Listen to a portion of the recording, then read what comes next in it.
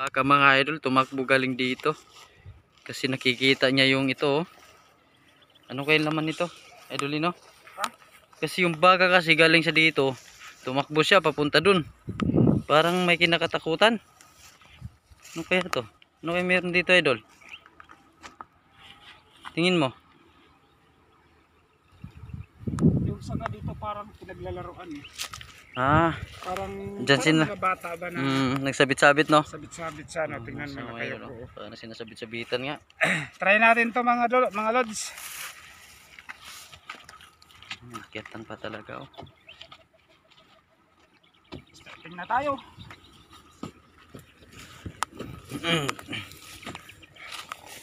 Malaman natin to ngayon mga idol, anong laman nito.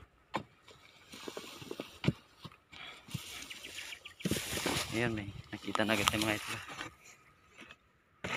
Ito mga idol, sa paghukay namin nito, parang nagano lang kami ng treasure nito mga idol. Mga idol, sa kakahukay namin, nandito play swerte namin sa punso.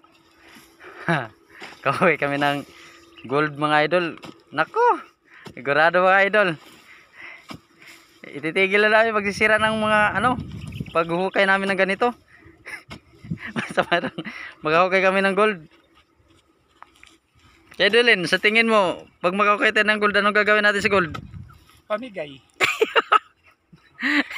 Pamigay sa mga nangangailangan para masaya. Para makatulong, no?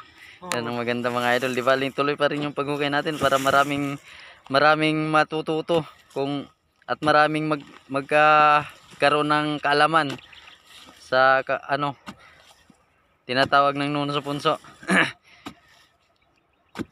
Kasi anay lang kasi yan mga idol, anay lang. Kayong iba binabas kami, bakit daw namin sinisira. Yung mga ganyan mga idol, taga probinsyano yan madalas. Kasi sa probinsya kasi kahit nung dati niwala din kami niyan. Pero nung pagdating namin dito sa ibang bansa, ito lang pala yung laman mga idol. Anay lang pala laman. Yan ang tinatawag na iba, lamang ang may alam.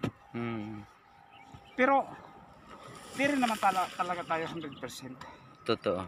Kasi may mga bagay naman na hindi natin nakikita. Tama. So basta tayo Ginagawa lang natin trabaho natin. Gitnaan.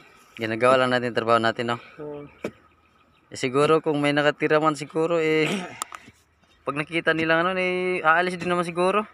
Kasi kung kasabihan ito, ano nang mayari to, parang tinimulis ba? Ano nga ang masasabi ko lang, pag hindi nyo kaya, huwag nyong pilitin. Minsan na kaming may tinutulan ganito mga idol na tanggalin. Nagka problema. Kaya yun.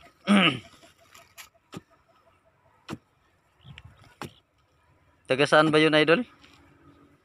Iloilo. Iloilo yun, no? Galing sa ibang bansa, no?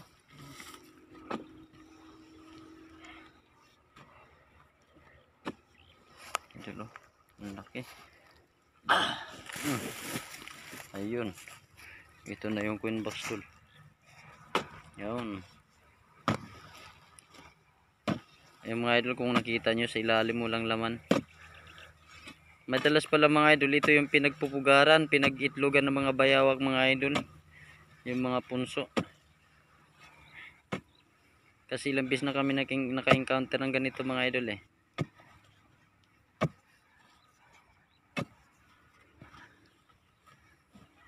Yun, oh. Laki.